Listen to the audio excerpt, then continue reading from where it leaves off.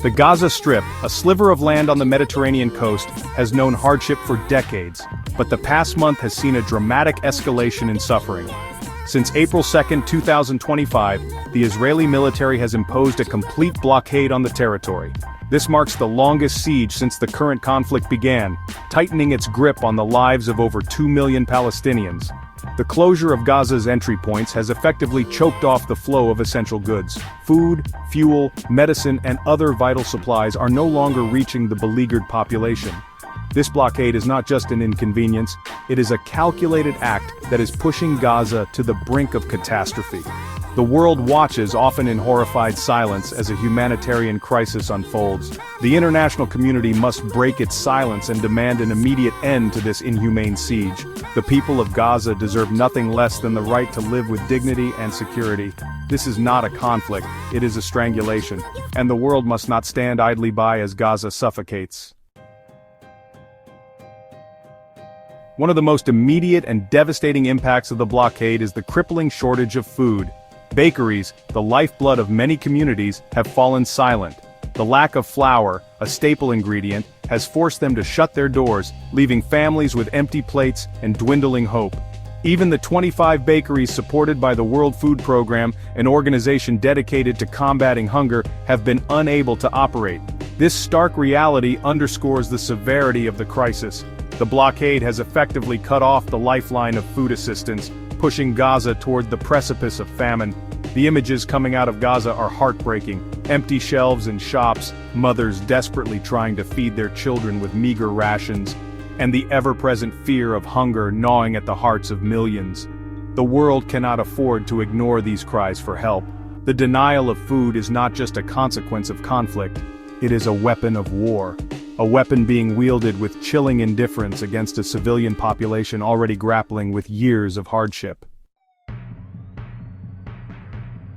The Palestinian Civil Defense, on the front lines of this crisis, has issued a dire warning. Gaza is teetering on the brink of famine. This is not hyperbole, it is the grim reality of a population held hostage by a blockade that shows no mercy. The United Nations, echoing this grave assessment, has called Israel's claims of sufficient food supplies ridiculous. The evidence on the ground paints a starkly different picture. Hospitals are overwhelmed with cases of malnutrition, especially among children, the most vulnerable victims of this manufactured crisis. The human cost of this blockade is immeasurable.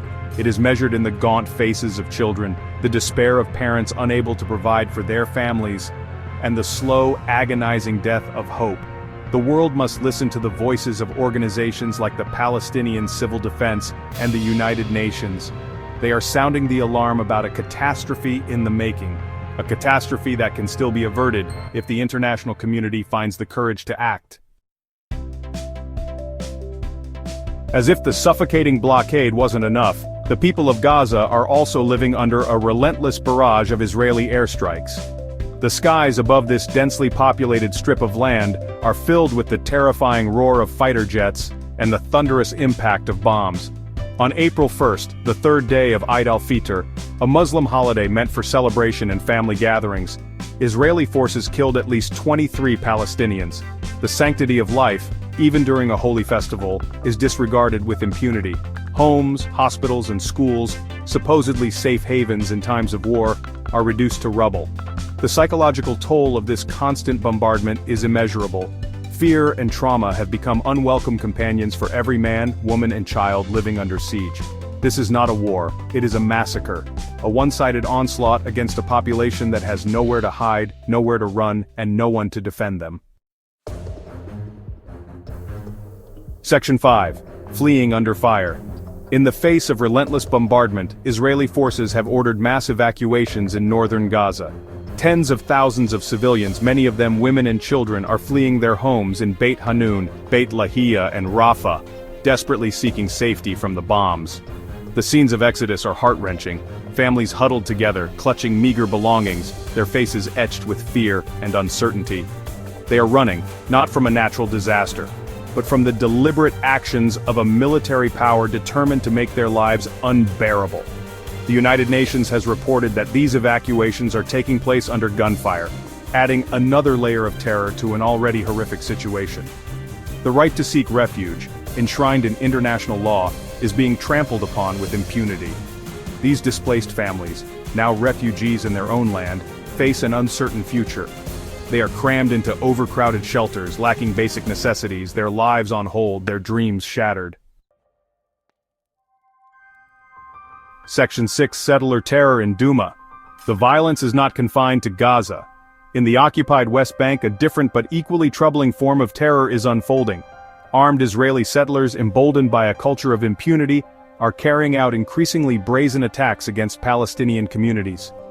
The village of Douma became the latest target of this settler violence. Dozens of settlers, fueled by hatred and a sense of entitlement, descended upon the village, setting fire to homes, businesses and cars.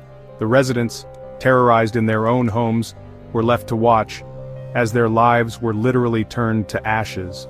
What makes this incident even more disturbing is the presence of Israeli soldiers during the attack.